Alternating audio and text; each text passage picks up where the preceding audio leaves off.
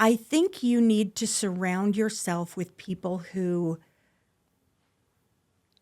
rise you up. Does that make sense? Yeah. I think you need to surround yourself with people who are positive, and in turn, I think you need to be a positive, uplifting friend. You can't just take, you have to give. We have that and so much more coming your way. Get ready to learn how to build some important friend groups in your life and why it's the best time to be in the entertainment business, because you can be traveling everywhere while still working. Welcome to Get Scene Unscripted. I'm your host, Jesse Malinowski. We are going to dive into acting insights, meet industry pros, and master the business. Don't forget to subscribe and share. We're keeping you behind the scenes and ahead of the game. Hey everyone, thanks so much for coming back for another episode, or if this is your first one, welcome to Get Scene Unscripted. Get ready for an incredible conversation coming your way. Before we do that though, I have to do a shout out and a thank you. So many of you have been commenting or giving us a review, and I just want you to know I really appreciate it so much. I love reading the comments and love knowing that this platform and this show is impacting you in a positive way. And so I got to give a shout out to TW. Said, I've now listened to all the episodes and I can honestly say I'm loving this podcast so far. Jesse always brings in great guests that are the top industry pros in the Southeast, dropping major gems. I've done a ton of Get Scene workshops, and now being able to listen to them virtually is such a win. And all of you are about to win right now with our next guest and casting director, Miss Cheryl Louden-Kubin. Cheryl, I love you. It's so good to have you here. I love you too. I'm so happy to be here. Thank you for having me. You're so welcome. And let's dive in quick. You have been casting for a long time, and all the way to like legendary old school projects like Miami Vice, and then all the way to like casting for Netflix and doing like a Kevin James movie. And I would love to know how it's kind of shifted throughout the years and some of the things you've learned kind of along the way. I mean, it's a big journey, obviously. Yeah. But to like where you're at now, like what is like a big aha moment along the way? Well, the technology for me is daunting, actually. And to see the way, I mean, back in the day when we were doing Miami Vice, you would have agents hand deliver talent, their submissions, or courier them over. And we would go through them and then pick up the phone and call and make appointments to see them, to bring them in to read. Then you morphed into, then the fax was invented. So then you were able to not have to pick up the phone. You could fax out your castings. And like on commercial casting, if it was a national commercial, you had to alternate which agent you called first because it wasn't fair, right? Oh, right. And right. Florida is not, this was in Miami, and Florida is not an exclusive market. So every good talent was with every good agent. So whoever got the call first is who you went to. And so that was, so you had to kind of alternate for big national commercials who got the first call. But the technology, I mean, we used to do 3/4-inch tapes, and you would have to duplicate the tapes to send out to maybe 4 or 5 different producer, director, like ad VHSs. agencies. But these were 3/4. These were like even novels. Bigger? Oh yeah, my the gosh. big tape. And so you would have to end your session so that you could duplicate these tapes. Well, we got set up so that we could do 2 3/4 and 2 1/2 inches simultaneously. One in the camera, one here, and then 2 3/4 over here. So and so maybe you just had to do like one additional tape. So if somebody came in late, I'm sorry, the duplicating process has already started. We have to get this to FedEx by 8:00 tonight, Wow. And it's 6:00 already, and then it's 2 hours of tape. So the technology. Then, they went to CD-ROMs, they went to DVD minis, they went to DVD. I mean, it was crazy. It's wild because you're so right. When you just think of like your lifetime in it's not even your lifetime, literally just like your professional career in casting, the huge changes that have happened. And it does make you think like, yeah, like what's the next 5 years? How's that going to change in the with the technology? Like, because it Right. probably will. It probably will. And I can't imagine where we go from here. I mean, I kind of took a break to have a child and raise my child. My husband worked for United Parcel Service. He was transferred here in 2000. So I thought, okay, I'm just going to be a mom. I'm going to do the team mom, the room mom, any mom I can be.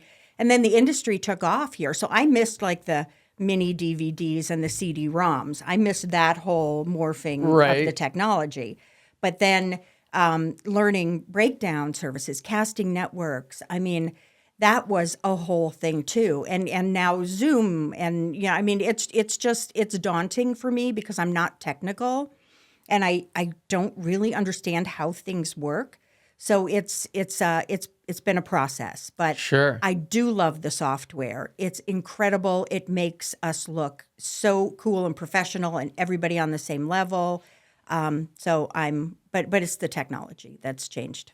Well, whenever you need help, you just hit me up. Sure, I got you. Thank you. I know that you kind of prefer doing more like indie projects. I do. And I'd love to hear the comparison, since you've like done a big Netflix movie and then doing the indies. Like, what draws you to like more of the indie style projects? Well, control. Basically, I'm the only one who is doing the casting on the indie projects for the most part. Maybe there's a casting director in LA. Maybe they attached a name to it. But that's over, and now the project has morphed into mine. So it's about the control and the scripts. I love the scripts. I love being the only casting director. I mean, I'm at this point in my career now where I enjoy not being told to dance and, okay, this is what we want to do. Okay, so we need this kind of person. Oh, never mind. So you killed yourself doing that. What I like having direct contact with the director and producers and the control. I have, working on the Netflix thing that I did. It was great, but I was at the beck and call of somebody else, and I was dealing with the director locally once he got here, but it's frustrating to me to have to answer to somebody else who's not the decision maker, who's presenting what you're presenting. I'm over that. I'm over that now. It's like the gatekeeper to the gatekeeper to the gatekeeper. Yeah, it's like we're being told this is what you need to do. You do it, then you pass it off to, say, LA or New York, and then they do whatever they do with it. Or maybe they say, we don't like anybody, we need to see more, that kind of stuff. And it really irked me not having that control. Yeah, I can see that. If you're an actor, you're going to want to hear this. We have our 3-day in-person conference coming up, and you will not want to miss it. Each day, there'll be different breakout workshops where you'll get to work with some of the best instructors here in the Southeast, along with building your actor community in a really great way. You're going to be surrounded by the top industry pros here in the Southeast. And most importantly, you're going to be able to build a step-by-step game plan and action plan to move your acting career forward.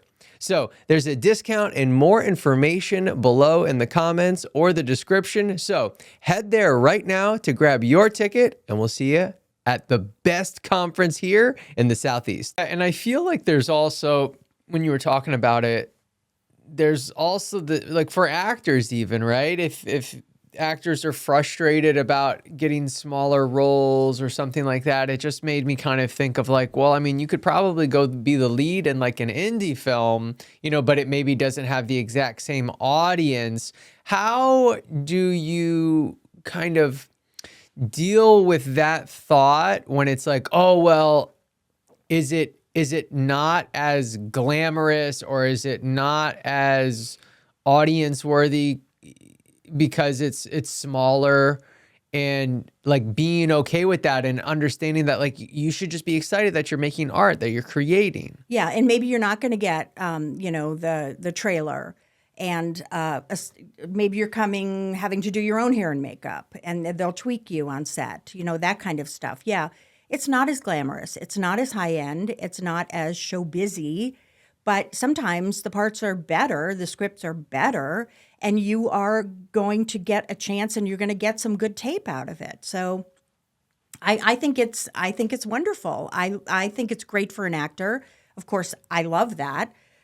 For better actors to be doing independent film and things like that. I mean, I think it pays off in the long run for them, and it makes us look great here in the South that we're having some really good actors priming for the better stuff. Absolutely. Wasn't gonna say but I said it. That's all right. We'll have a couple in there. Okay. And so I know that you prefer, at least when it comes to the theatrical side of things, it's more of the indie stuff. But then I know that you also do commercials. What would you say is the biggest difference between the commercial actor and a quote unquote theatrical actor, if anything at all? Right. It used to be a bigger difference, I think. Now it is not. Probably about 20 years ago, I think there was. You had your P&G, your commercial, Procter and Gamble, right? Just your mainstream mom and dad. Kind of, you knew what to expect. They wanted pretty people who could act and had good teeth, and but now there was a style of commercial casting for a while where it was like there were no lines. It was an improv, or just tell me something about yourself. Just let's get an essence of who you are and what you do and how you come across, you being you. That seems to have taken over now. I don't see a lot of pretty people casting, or even when it was, they'd say, we want real people. Well, they never wanted real people. You'd give them real people and they'd be like, whoa, not that real. Yeah, right, exactly. But that's a real person, okay? Actors are real people too. I would always have that argument. You're a real person. I'm a real person. Excuse me, allergies. So sorry. But I think that there is no rhyme or reason now for commercial casting. It just kind of depends on the product, what they're selling. Obviously, if it's toothpaste, you're going to have good teeth. If it's hair stuff, you're going to have good hair. It just depends on what you're casting. What about within the audition process? I feel like nowadays with commercials, it's like, yeah, you really are, I don't want to say it's like a film and TV audition, but there's like some elements to it. What kind of, I guess, like specific like audition tips do you have when it comes specifically to commercials as opposed to theatrical? Well, these days with the self-taping now, ever since COVID, I used to have you come in and there was some sort of common element to the audition. So it was all on kind of the same level. Now, with self-taping, you may be too loud or too soft. We can't hear you. We have to turn this up. Now we have to turn it down again because somebody's blowing our ears out. There's no common denominator. There's no, there's a word I'm looking for and I can't find it. But so continuity, I suppose, is what I'm thinking.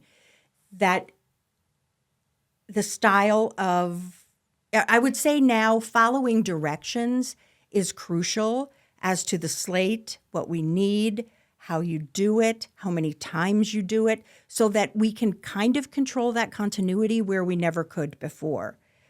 So many things are not in person anymore, and that's good and that's bad. It's good because we can ask so many more people to tape.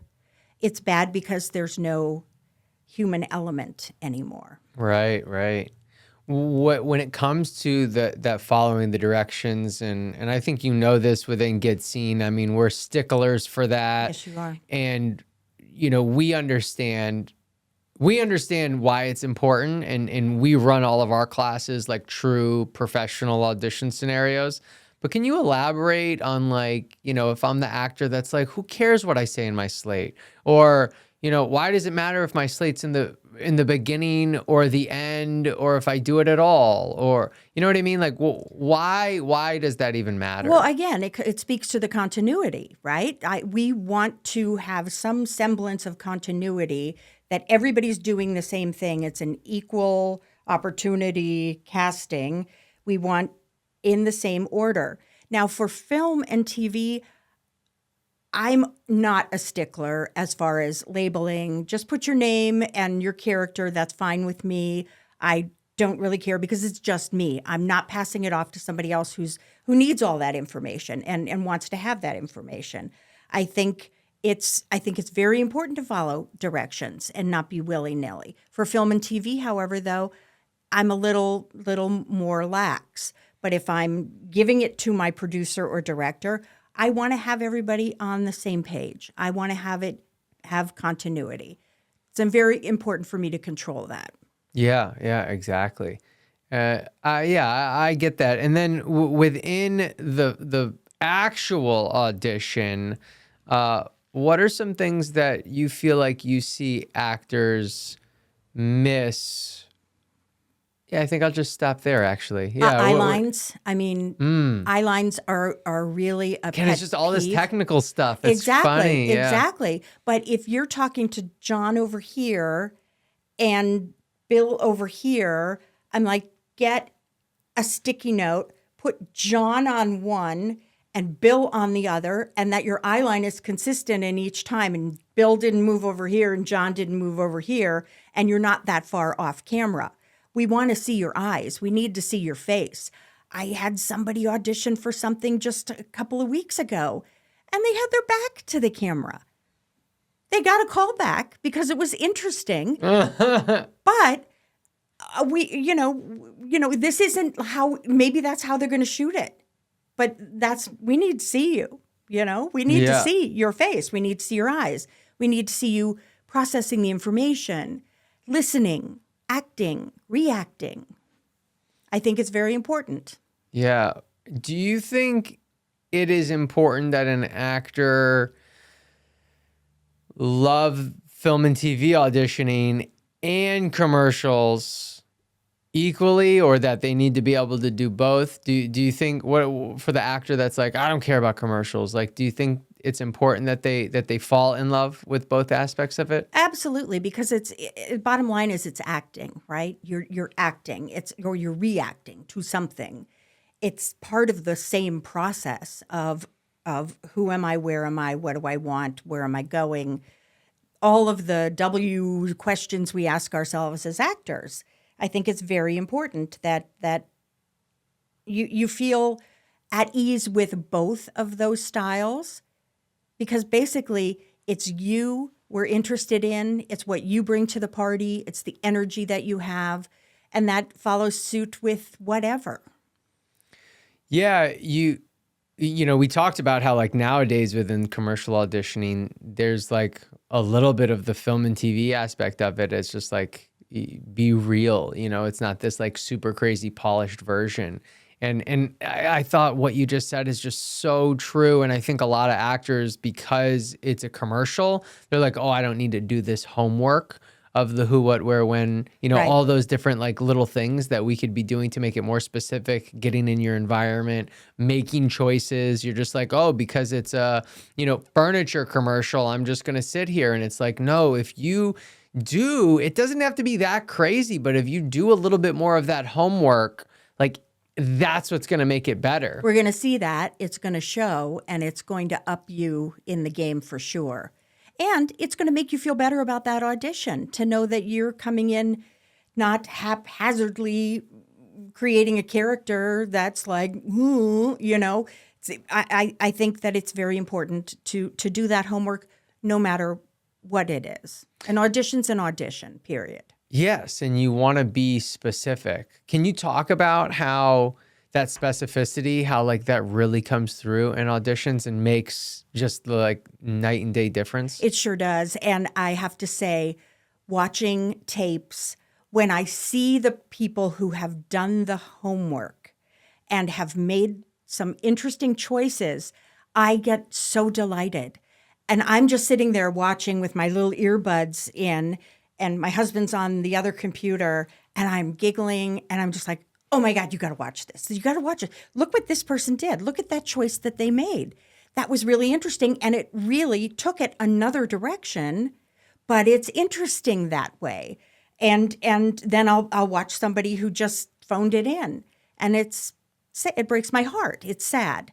I love actors who don't make it interesting just to make it interesting, but because they've maybe done their homework as to what the product is or who the director is or have watched the series, they kind of have one up on everybody else, I think. I love when actors do their homework, and I think you have to do that. You just can't phone it in. Not in this day and age anymore. You can't just show up. Most actors are off book. You don't have to be, but you are, and it's going to show. You've made your choices. Yeah, I think that's such a good point. And like, you can't just show up anymore. And it's because there's going to be somebody else, like, because you can see so many more people in with self tapes, like your chances unfortunately have like gone down of like you being able to just like kind of skid by. Right. Like there's going to be somebody else that shows up. Right. You know what I mean? Like there will be someone. But you're getting the opportunity, and we are watching those tapes. Contrary to what everybody thinks, we are watching those tapes. It's very important. And maybe not for this thing, but maybe for the next thing. Right. Yeah. I mean, and I've heard that phrase, like win the casting office instead of like win the role, you know? Right. Like you doing a really good job, even if you don't get it, like you're, as an actor, like you have to remember that if you do a good job but don't get it, like that's still a huge win, because you're gonna want to see. You're like, man, that Jesse guy did a great job. I mean, not for this, it's not good for this, but like I like him because he makes good choices, and I want to find something for him. Exactly. Absolutely. I think I agree 100%. I know. I love that you were like casting something even a couple weeks ago, because I feel like I think of you as like semi-retired. Yes, I'd like to address that. Oh, okay. Because only because you're traveling so much. I know, like, but because I can be anywhere. I mean, I was in Vermont a week and a half ago, and I did a virtual callback with 60 people. Really? In a farmhouse in Vermont. That's incredible. With 18 inches of snow on the ground. Oh my I was gosh. so stressed about the technology. Cheryl, hit me up. Okay. Oh my gosh. Well, I mean, it was like if the power goes out. Oh, well, yeah. If the power goes out, I can't help. You're screwed. Right. So I can't help me either. I don't know what am I going to do? But it all worked out, and it was great. But yeah, I feel like I'm having my cake and I'm eating it too. I'm busier awesome. right now than I've been in the last 5 years. Really? Which is great. So, but what I'm doing is I'm not putting it out anymore that I'm looking for work. I'm not hitting up producer. I'm dealing with people that I've dealt with in the past who have another project. I'm dealing with, formulating relationships. So I'm really in a good space now. That's fantastic. I'm very fortunate. I say #blessed. Yeah. I am blessed. How has that changed, I guess, like your perspective on the industry, on that, like you have the ability to, be in Vermont or like be on a cruise or do, whatever you want kind of, right. And still be able to take on jobs and receive self-tapes or send out breakdowns. How has that been, and how important do you think it is for everyone? It's incredibly important. And at the beginning of my career, so 40-something, Miami Vice this September is turning 40 years. Wow. 40 years. Oh my gosh. So, and that was kind of like in the early 80s, that's when I started casting. And there were years where I didn't take a day off because I was so afraid I would be replaced. Mm. And I didn't have the confidence to say, I'm going to do, this or that. And I loved what I did. So it was, to me, it was my life. That's what I did. But it was 20-hour days and crazy. And I felt like I couldn't take a day off. I couldn't have a life outside of this casting life because I would be replaced. And that was couldn't be farther from the truth. But I didn't have the confidence, I suppose, in myself to say, hey, I need a week to reset, or I'm going to go, my mom's having open heart surgery. I'm going to go and be with my mom because, and there was no remote situation there back in the 80s. I mean, you either were in or you were out. Right. As Heidi says, you're in or you're out. But it took me a long time to get that confidence to say, you know what, I just need, or Vice would be on hiatus for 3 months. That's when I would do what I would do. Or I would do another project at that time. By that time I was actually in-house, not working for a casting company. I was just in-house doing Miami Vice with Lori Wyman. Yeah. Shout out Lori. Hey, Laura. So, but I feel like it's freeing in a way that I'm at a certain age where I don't really need the money. It's nice. It's nice to have the credit. It's nice to stay relevant, which is kind of where I am now. I want to do what I want to do, but I want to travel. I want to have a life. Tomorrow isn't promised. So we have to, grab the bull by the horns. And if you really want it, go get it. For someone listening right now, doesn't matter their age, how important is like what you just said? Like, do you wish you discovered that sooner?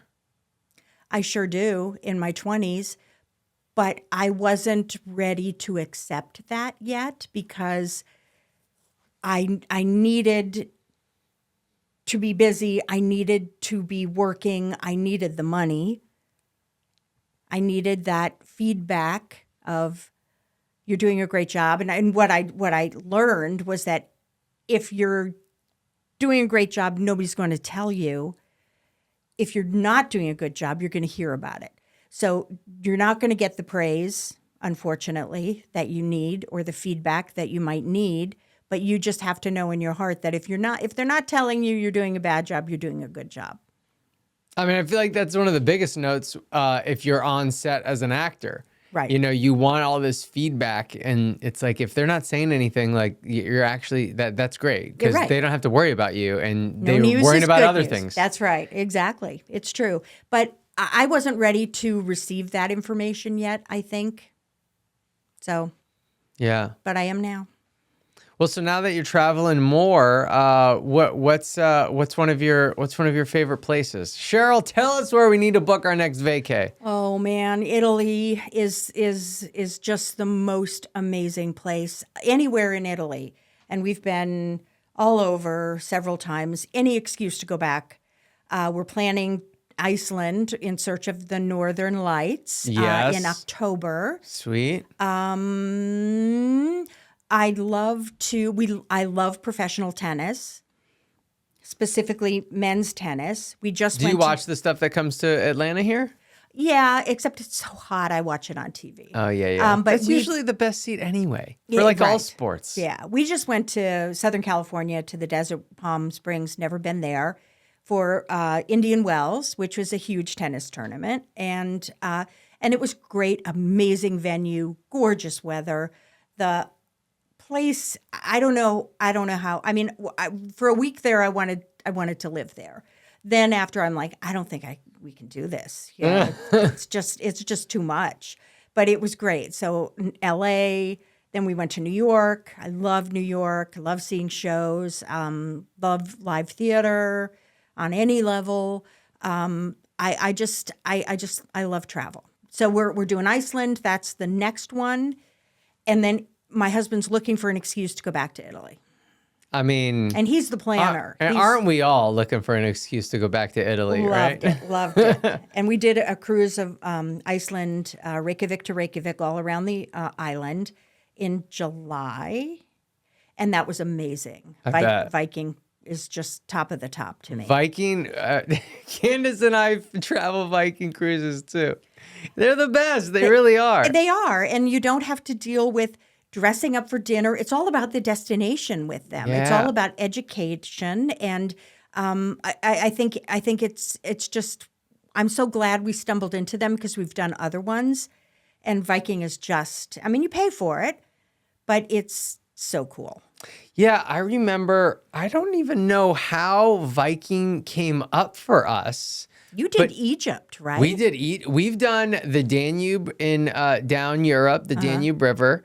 And funny story, I booked Bad Boys 4 from the Viking cruise ship. Oh my gosh. Yep. We did Egypt. And we also have we're gonna do the Caribbean next year. We put the deposit down to do that next year. So exciting. It's so amazing. It's just so amazing. We did the Rhine with the Christmas markets. That was really cool. I want to do that one. And that was great. I don't think I need to do a longboat ever again, though. I'm all about the ocean stuff. And then we did Athens, Greece to Venice, Italy. Oh, that one seems great. Up through Croatia. So cool. So cool. Venice, Italy is incredible. I could not, when we traveled there, Candace and I need to go back to Italy too. Speaking of like vacations, we need to go on again because we did it when it was colder. I feel like we need to go like during spring or something. But I mean, Venice is crazy. Like Venice is crazy. Like it is like I couldn't get over how the subway system is in New York. It's like that, but the boats. Right. And so cool. You're like on a private little boat going to Murano or Burano. Yeah. And it's like gorgeous. So cool. Gorgeous. We've been there twice and I just love Venice. I mean, and Italy, I mean, just Europe, right? You're walking around a museum outside. Yeah. There's so much history and so much beauty. And I'm not really a museum person, but the museum is the city. Mm-hmm. Like Rome, Florence. We loved Florence. Me too. Been there like 3 times and want to go back again. We found these amazing places to stay. Just incredible. Travel is, and on any level, you don't have to do the Viking cruise. You can backpack and stay in hostels if you want to do that. I'm not so much that anymore, where I'm used to traveling at a certain level now. Thank you, my husband. God bless you. And he does so much research that he finds these incredible places, and I'm along for the ride, as I tell him. You do it, and I'm with you. Nice. Wherever you want to go. I love that. Yeah. You mentioned New York and seeing theater. I know that I feel like anytime I'm going to a show here in Atlanta, you have already seen it, or maybe I see you there. Yeah. I mean, you see everything here. I try. I love to see and have found so many amazing unrepresented actors through theater. Because they're thinking, well, I would never do TV and film. Well, yeah, I was going to say, that's what's so interesting is like, I feel like the theater actors are like, I don't know if they feel this way, but like, feel like they're on this like different island of like different actor. And like, they just have no idea how to get into the film and TV business. Right. And that's true. And I think that they're so used to that process of rehearsing in order. And then you go to tech, and then you go to opening, and then you do your run, and it's all the same order.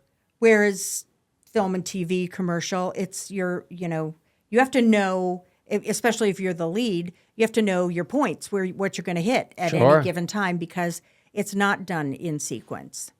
Yeah, exactly. But I think acting is acting.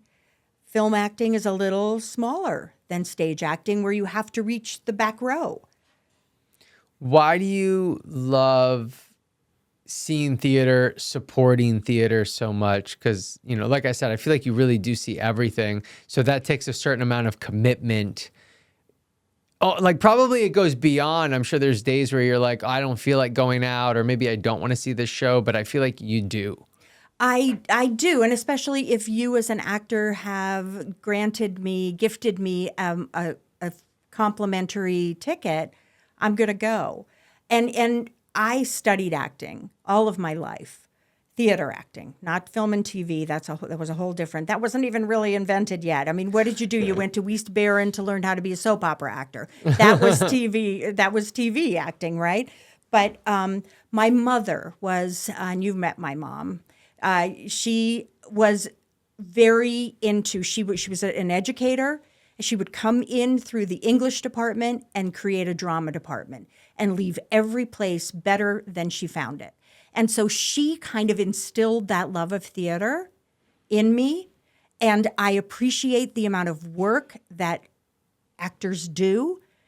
And I just love it. I love seeing what people do. I love seeing great theater, of course, but I appreciate marginal theater as well. Because people have put a lot of work into this. And you know how much work it's a lot. Oh, yeah. Rehearsing. Sometimes a show only runs a weekend. That just breaks my heart, too. Yeah, I know. amount Some of people will work. talk about producing a show and they're like, we'll do it for a weekend. And I'm like, the amount of work you're going to put in for one weekend? I know. Count me out. I Like, know. You gotta go for it more than that. It is. It's a lot. And I also have actor friends who do theater, but now they get understudies because they're working.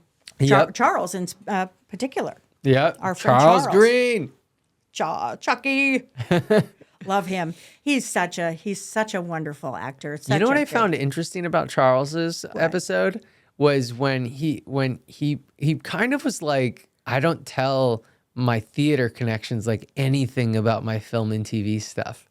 And like, he's like, I want to keep them separate. Like, I want them to think of me as like the theater guy, not the film and TV guy. And I found that interesting. Like, I would think that the theater would be like, as we have Charles Green from, May, December, and from Color Purple, and from all, they would be excited to like showcase that. But he was like, no. Yeah. I loved his episode. He is very inspirational also, and very, very bright. He's so good, so smart. He's a fun travel partner too. We went to Italy once together. Oh, and we did the Rhine cruise together, the Christmas market. The Christmas market, yeah. That's awesome. He's good people. Charles is the best. Yes, go he is. watch that episode too. Yes. So within theater, how important is it that film and TV actors, if they haven't done theater, should do theater? Everybody should do theater. Yeah? Everybody, starting when you're a kid. Get out there. I tell parents that learning how to feel comfortable standing in front of people will serve you in everything you do for the rest of your life. Yeah. You don't need to be a professional actor if you don't want to be. But learning how to get up and present yourself is crucial in everything you do. So starting as a kid, I think even kindergarten. I know my kid was doing plays in kindergarten. And just getting up there and being comfortable and being confident with who you are. And maybe you can hide behind a character. That's always fun too. You're not presenting you're presenting this character, especially for theater. I think everyone should do theater, experience theater. It's a commitment. It's much more of a commitment to me than film and TV, because you get an audition, you tape the audition, or you show up, you get a call back, and you get a booking. Theater is weeks and weeks and months of preparation. Oh yeah. And I think you learn. I think you learn to appreciate the craft a lot more.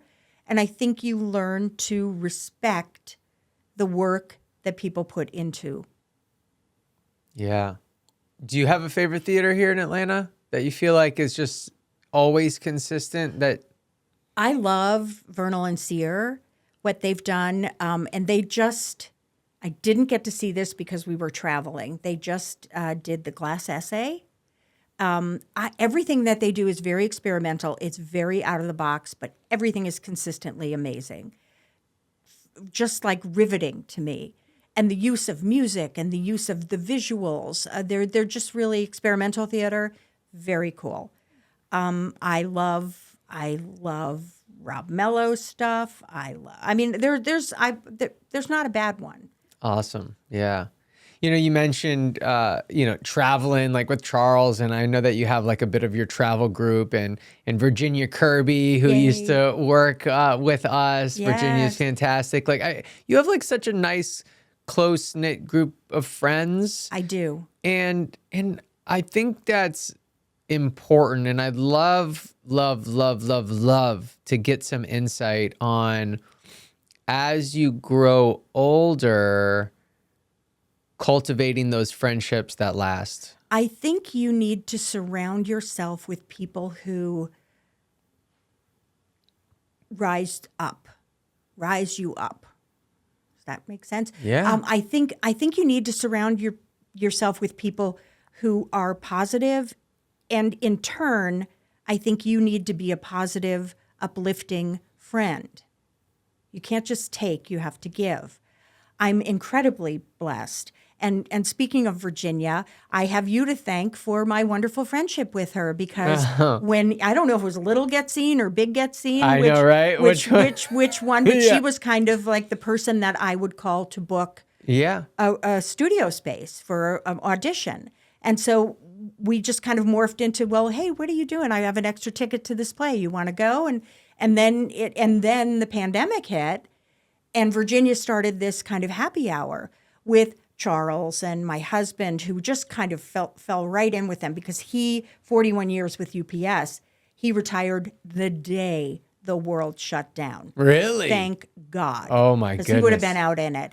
And he couldn't figure out what to do with himself, because we had downsized from a big house to where my mother was living, and unfortunately she had passed away. But we all just kind of morphed into this wonderful friendship. And Virginia did this happy hour once a week, and Charles and Robert, Beth Becca, Virginia, several other people. And then it was just like, Jay was like, okay, I'm going to start planning a trip. Let's go. Where do you want to go?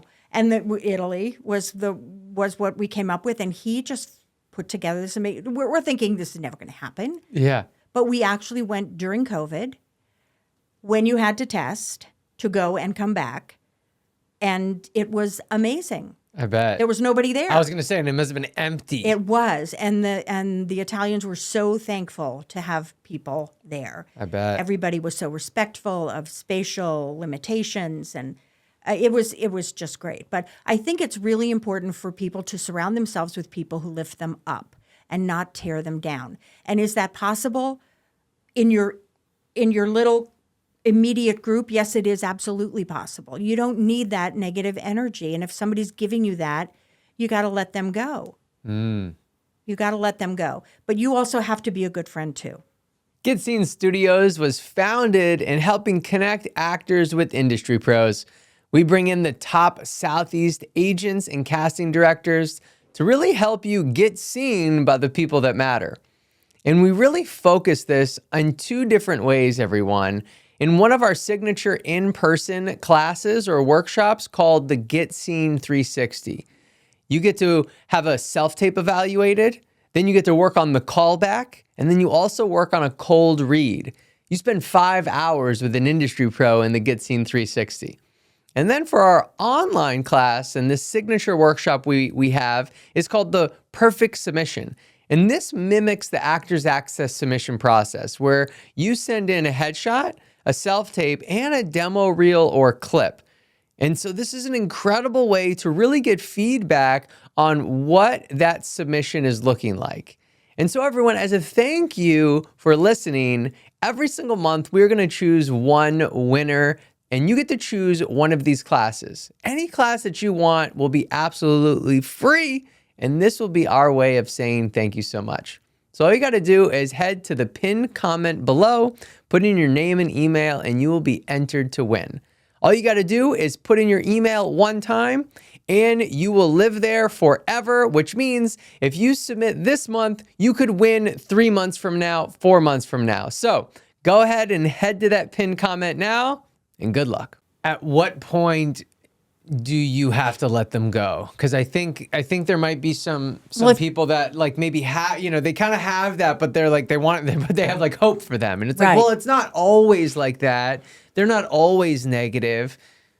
Well, I think that, say, if they're your boss or they have some control over you in that way, then you can't do that unless you quit your job, right? So I think that, but in your friend group, I think you just kind of ease out of that relationship. Maybe you don't see them that much. Maybe you don't have them over. Maybe you don't waste your time with them. Yeah. Because time, as we know, is very precious.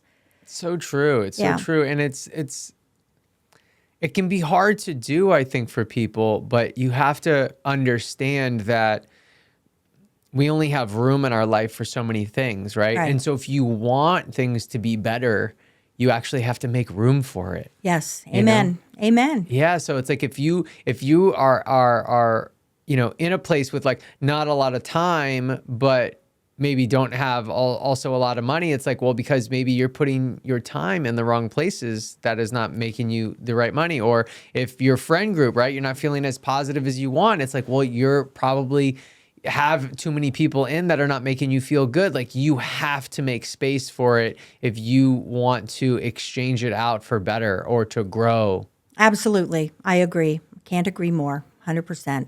And I think it's crucial. And the older you get, the more important you realize that is.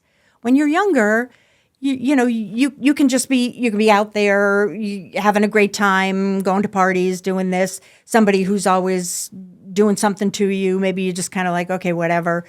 But the older you get, I think it's more important to find your tribe. Yeah. Yeah. How do you, if you feel like you have no tribe, how do you think you find it? Like where does the effort go or come from or should be pointed at?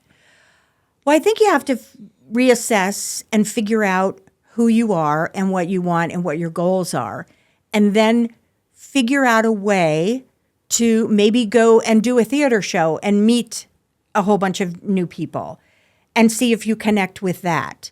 Take a class, do something to further your steps forward for your goal, ultimately what you want. But it is difficult, especially when you're younger, to figure out who you are and what you want and where you want to end up. It's something we all grapple with probably on a daily basis, is figuring out, is this important? Is this not important? I don't know. Yeah, and I think even with that is like to be okay with like it's all right for it to change, like you take that class, pottery or something, and then you're like, I don't like this, and, Absolutely. and it's okay to like move on. And even within the industry, we've had to pivot every 10 years with the technology. Totally. They're changing it now. And even with the new rules and regulations from SAG, which they did not consult casting about turnaround and pages and Oh, that's such an interesting POV. Yeah, I think we've had to pivot with that too. Okay, well, we can't say something's due on a weekend anymore. And even with non-union stuff that I do, I try and keep it within those parameters too, because that's what the professional people are saying to do. So that's going to be the norm, and you might as well respect that. Sure. But it's difficult sometimes when you have a quick turnaround. Yeah. I personally like quick turnarounds because I'm like, I know I'm going to be ready. That's so right, it'll eliminate the competition. That's right, because you've got the tech. Yeah. Got the tech. Well, Cheryl, I feel like this has been so great, and I think it leads us to our spotlight sign-off, which is 5 questions to end strong. The first question is, what is something you're incredibly grateful for today? My health and my family, period. That's it. Without your health, you have nothing. And I am so thankful that I have a wonderful, supportive husband, an amazing son who's going to be 30 this year. He's going to be 30. He was born on tax day. Okay. I'd say it was a very taxing day. No, I love that thought of just health and with the gratefulness, because that is something that I think every single one of us takes for granted on a daily basis. To, if you're just simply going on a walk, to be like, you can do this without pain. You have the ability to do it. You're just breathing without even thinking about it. Right. Like there's just so many elements that are constantly happening that we don't mean to, and it's not like you're a bad person but like really just taking for granted our health. And I feel like you get to really notice it if like all of a sudden like you hurt your back or you get sick, you're like, God, it's so different, Well, yeah, I used to play tennis like every day, and my knee was really bugging me, and so then I couldn't play tennis anymore.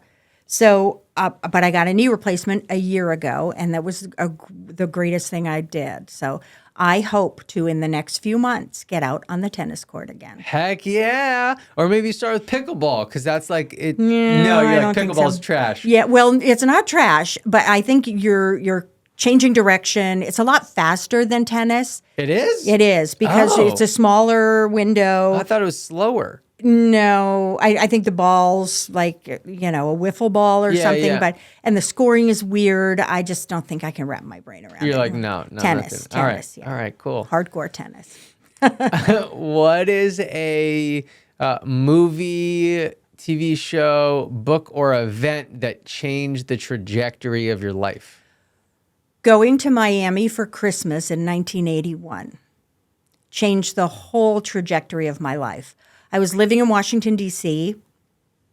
I was working as a waitress, hoping to be an actor because, I studied acting all of my life. I studied at the Royal Academy. I went to Carnegie Mellon for summer drama. I mean, that was what I was going to do. That was what I was meant to do, and I was going to do it. Came to Miami for Christmas with my family, and I never left. I started working as a production assistant on some commercials. My cousin had a production company, and so she hired me as a PA, did that a little bit, and then she hooked me up with a casting director, Dee Miller, Casting Directors Inc. in Miami, rest in peace, Dee, who was my mentor, who hired me for like one day a week to answer the phones while she was on the set, signing in extras or whatnot. And that lasted exactly one day, and then I was full-time from there. I mean, it was just, Wow. yeah, it was meant to be. And I feel that my acting training gives me a better understanding of the process of casting and what you as an actor need. For sure, absolutely. So that changed my everything. Yeah, it did. Yeah.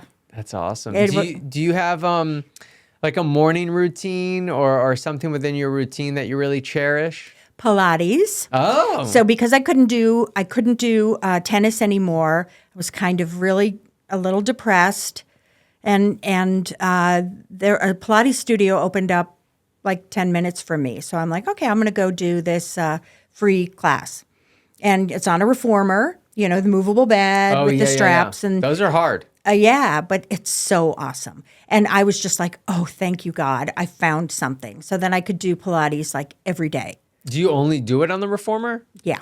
Okay. I do mat Pilates. Like during COVID, we would do it on Zoom. We would have our classes, and that was only mat because I don't have a reformer. I mean, those things are like Yet. $12,000 I know. or something. Yeah. They're incredible. They're Yeah. incredible. And it's just so wonderful for flexibility, stretching, mind, body, everything. I just that is what I do, try to do every day.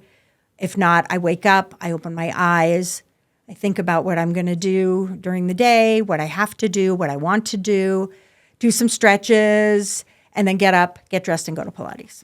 Nice. Good for you. Candace was doing some reformer stuff, and she wanted me to go.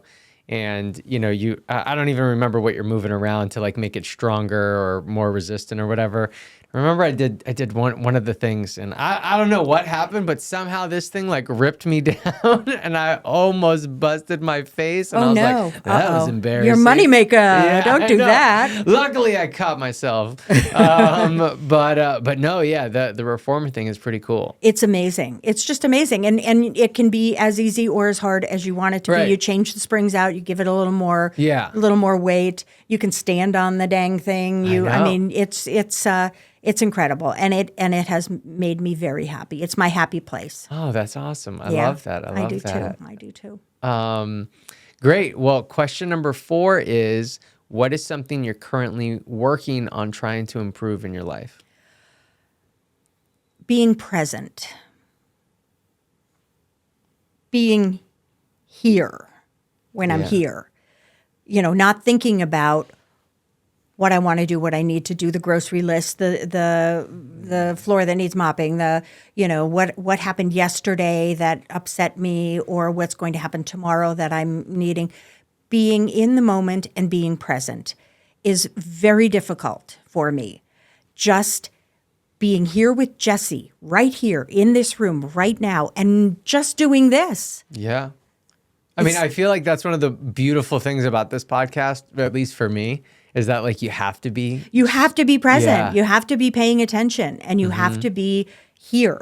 And for me, that's like very, very difficult. And but I feel like I'm working, being honest, genuine, and present.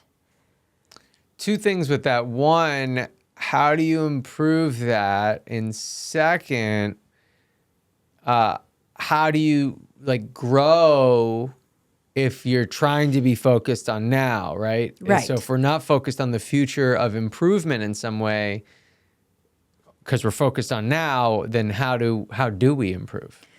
Well, that's a very good question. Yeah. I don't really know the answer to that, but I can say that how do we be present is just by simply not letting your mind take you another place when you're right here looking at somebody's eyes. Yeah. I'm not thinking about what, my drive home or my tax meeting at 3:30 or, I just have to make myself. And it's even like with meditation. Your mind tends to go when you're not thinking about anything, right? You're just meditating on being here and now. And I constantly am having to bring myself back when I'm meditating to here. I'm here. Just think about here. How do you feel right now? What's happening right now in your body? What's happening? And then your mind will go away again and you have to bring yourself back. Yeah. It's a task. It's a task. And I think that through being present and being genuine and being honest, you will grow. I love that. Yeah, I think you're right. I think you're absolutely right. I hope so. Last question, Cheryl. Based on what we talked about today, or maybe it's something that we missed, what's something that you want all the listeners to get? One piece of advice that if they get nothing else, they get this. If this business is something that you truly, genuinely want, you will have to work for it. You will have to do your homework. You will have to take classes. You will have to learn the technology. You will have to do that. Don't wait. If it's something that you want, go get it. Get out there, go after it, do everything in your, I know there are some people who want it too badly that it distorts and clouds the moment that they're in and how to do that because they're worried about the end scenario. But you gotta do it. If it's something that you feel strongly about, go get it, because tomorrow is not promised. I can attest to that. Awesome. This life is very fleeting, and it's very important to. I'm not going to get all weepy or anything, but it's very important to live every day, not as if it's your last, but to make an impact every day. Yeah, make an impact every day and with purpose. Yes. Yeah. Yeah. Live each day with purpose, I think is where we can land, where it doesn't feel and sound too dramatic. Right. And it does sound like kitschy, I live every day. But it's true. I mean, my sister passed away at 60 years old just like that. No indication, no nothing. So get out there and live your life. Awesome. Cheryl, thank you so much for being here and Thank you, my sharing this friend. time with us. It was wonderful. It was wonderful. You're wonderful. And I have to say, kudos to you. I mean, talk about pivoting, right? You have pivoted like little Get Scene, big Get Scene. It's amazing. And you should be very proud of all that you've achieved because it's a lot. Thank you so much. And I definitely do acknowledge it, but I appreciate you for saying it so much as well. Thank you. You're welcome. Everyone, thanks so much for tuning in. If you're still here with us, make sure to leave us a comment, subscribe, follow, and if you loved this episode, send it on over to a friend. And we look forward to having you back again on the next episode. Thanks so much, everybody.